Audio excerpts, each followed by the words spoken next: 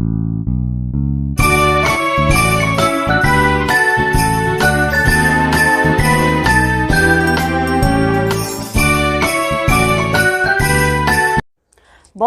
et bienvenue sur Français avec Hasna, encore une fois pour apprendre le français. Quant à moi, je suis très heureuse de vous revoir aujourd'hui dans une nouvelle vidéo. Donc, nous avons vu dans la vidéo précédente le présent de l'indicatif des verbes du premier groupe. Aujourd'hui, je continue la deuxième partie de la vidéo. Donc, si vous n'avez pas vu la première, je vous conseille de la regarder d'abord sur le lien qui se trouve dans la description au-dessous de cette vidéo. Faisons un tout petit rappel. Un verbe du premier groupe est un verbe dont l'infinitif se termine par ER. Attention, le verbe aller appartient au troisième groupe. Donc, on a dit que tous les verbes du premier groupe se terminent par ER, sauf le verbe aller, même s'il se termine par ER, mais il n'appartient pas au premier groupe. اليوم إن شاء الله سوف نكمل درس le présent de l'indicatif des verbes du premier groupe. الجزء الثاني. الجزء الأول ستجدونه في صندوق الوصف لمن لم يشاهده بعد.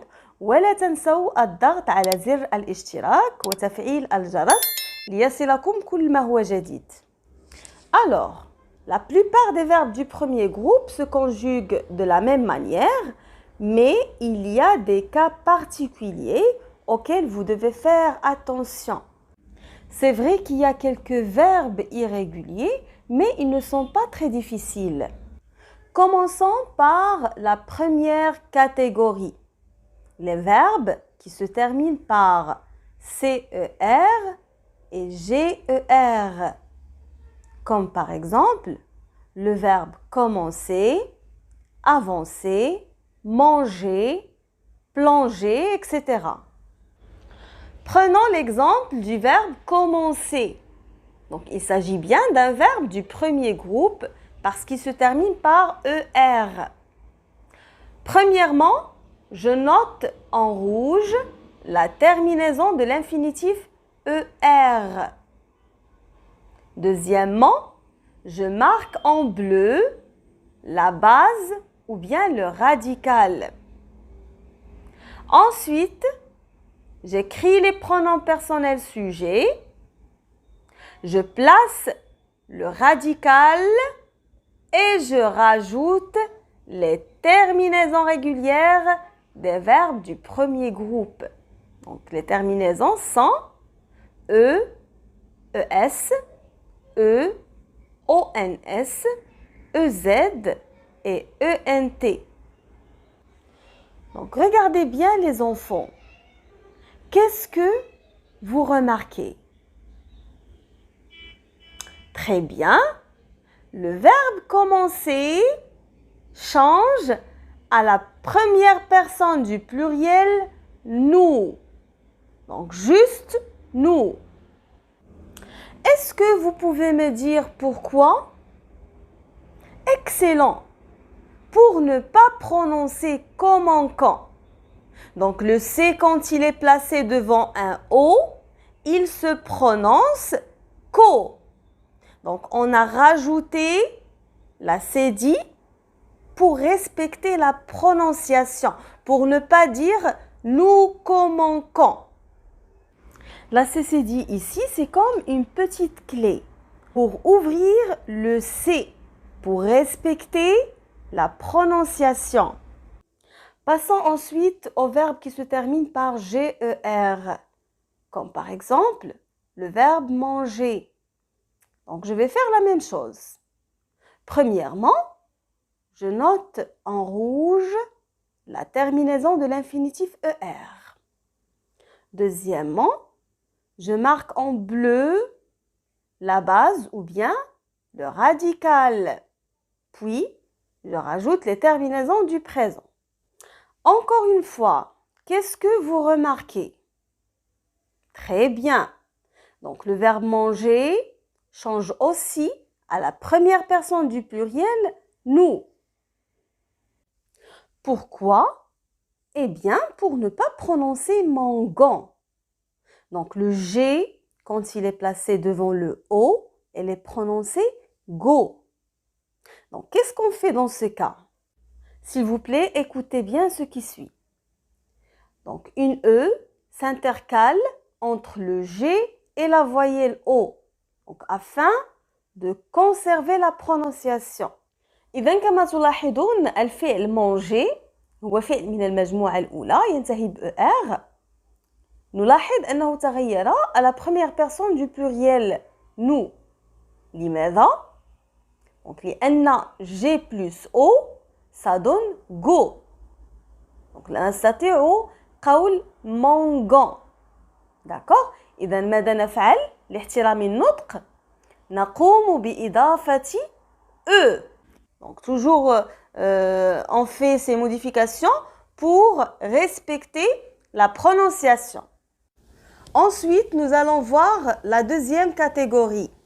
Les verbes qui se terminent par EL-ER et les verbes qui se terminent par ET-ER. Comme par exemple le verbe geler et le verbe acheter. Dans ce cas, la règle dit toujours devant un E muet, le E qui est avant le L et avant le T prend un accent grave. Prenons l'exemple du verbe geler. Vous lisez je gèle, tu gèles, il gèle, nous gelons, vous gelez, il gèle. Donc, qu'est-ce que vous remarquez les enfants? Ici, l'avant-dernière lettre du radical, c'est-à-dire le E, prend un accent grave quand le radical est placé devant un E muet. Donc, c'est quoi le E muet? C'est le E qui ne se prononce pas dans le parler courant. C'est-à-dire, devant le E, ES, E, ENT, le E prend un accent grave. Et pour nous et vous, nous allons garder le E sans accent. إذن أعزائي الأمر جد بسيط. القاعدة تقول دائما أمام le E muet التي لا تنطق نقوم بإضافة un accent grave للحرف E الذي يوجد قبل L وهذا التغيير يطرأ دائما لكي ننطق E عوض E.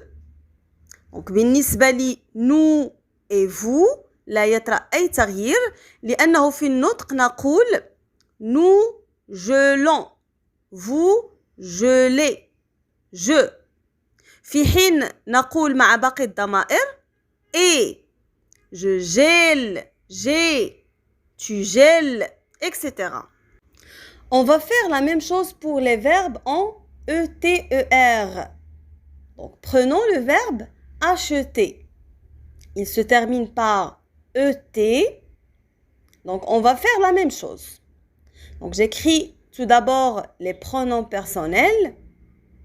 Je marque le radical, puis je rajoute les terminaisons du présent. Donc, on remarque là, ici, que l'avant-dernière lettre du radical, le E, prend un accent grave quand le radical est placé devant un E muet, c'est-à-dire devant je, tu, il et il à la fin S. Donc ça, c'est pour la règle concernant les verbes qui se terminent par ELER et ETER. Mais cette règle, en fait, exclut deux verbes avec leur dérivé. Le verbe appeler et le verbe jeter et les verbes qui appartiennent à la même famille. أعيد الشرح. الأفعال التي تنتهي ب ELER أو ETER مثل le verbe geler et le verbe acheter تطبق عليها نفس القاعدة. نضيف عليها un accent grave دائما لتصحيح النطق pour respecter la prononciation. في المقابل يوجد فعلين بالرغم من أنهما ينتهيان ب ELER و ETER إلا أننا لا نضيف عليهما un accent grave. وهما الفعلين appeler et jeter. Ces verbes doublent le L et le T au lieu de mettre un accent grave sur le E. Donc toujours devant le E muet. Devant je, tu, il, elle et il à la fin S. On va lire ensemble la conjugaison de ces deux verbes. Commençons par le verbe appeler. J'appelle. Tu appelles. Il appelle. Nous appelons. Vous appelez. Ils appellent. Le deuxième verbe, le verbe jeter. Je jette. Tu jettes. Il jette. Nous jetons. Vous jetez. Il jette. Donc, qu'est-ce que vous remarquez? Donc, on remarque là que les verbes appeler et jeter et leur composé, c'est-à-dire les verbes qui appartiennent à la même famille, redoublent leur L ou bien leur T devant un E muet. Donc, toujours devant je, tu, il, elle et il à la fin S, elle à la fin S. Donc, tout simplement pour obtenir le son E. Jette, G, appelle, P. Donc, on redouble car suivi de deux consonnes, le E devient E, sans qu'il soit nécessaire de lui ajouter un accent grave. إذا بالنسبة للفعلين jeter et appeler والأفعال التي على غرار ذلك عوض أن نضيف un accent grave نقوم بإضافة L بالنسبة للأفعال التي تنتهي ب EL ER وإضافة T بالنسبة للأفعال التي تنتهي ب ET ER للحصول على الحركة et في النطق. Donc pour je, tu, il et il à la fin S, il y a un son E grâce au doublement de L ou de T. Alors que dans nous jetons, nous appelons, le son avant le L et avant le T est un son E. Je, jetons. Donc il n'y a pas de doublement. Donc ce n'est pas nécessaire. Finalement, il y a une dernière catégorie qui est un petit peu différente et qui n'a rien à voir avec les autres catégories. Donc, ce sont les verbes qui se terminent par YER. Donc, ce sont les verbes type envoyer, payer, etc. Avec ces verbes en YER à la fin, donc qu'est-ce qui va se passer? Regardez bien avec moi le verbe envoyer. J'envoie, IE. Tu envoies, IES. Il envoie, IE. Nous envoyons, YONS. Vous envoyez, YEZ. Pardon. Il envoie, IENT. Donc en fait, ici, la lettre Y va se transformer en I.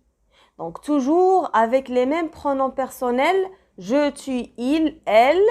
et il à la fin S, elle à la fin S. إذا دائما في الأفعال التي تنتهي ب YER الأمر جدا بسيط. نقوم بإبدال Y ب I دائما أمام les mêmes pronoms personnels. Je, tu, il, elle et il à la fin S, elle à la fin S. Dans ce cas, le Y du radical se transforme en I devant une muette. C'est-à-dire toujours devant les terminaisons E, ES et ENT. Quand il y a la présence de E muet, on écrit I et non pas Y. Tandis que dans nous envoyons, vous envoyez, il n'y a pas E muet, donc il n'y a pas un Y. Donc voilà ce qui concerne la leçon d'aujourd'hui. J'espère que vous avez bien compris ce que je viens de partager avec vous. Je vous fixe un rendez-vous dans une autre vidéo. Merci et à très bientôt.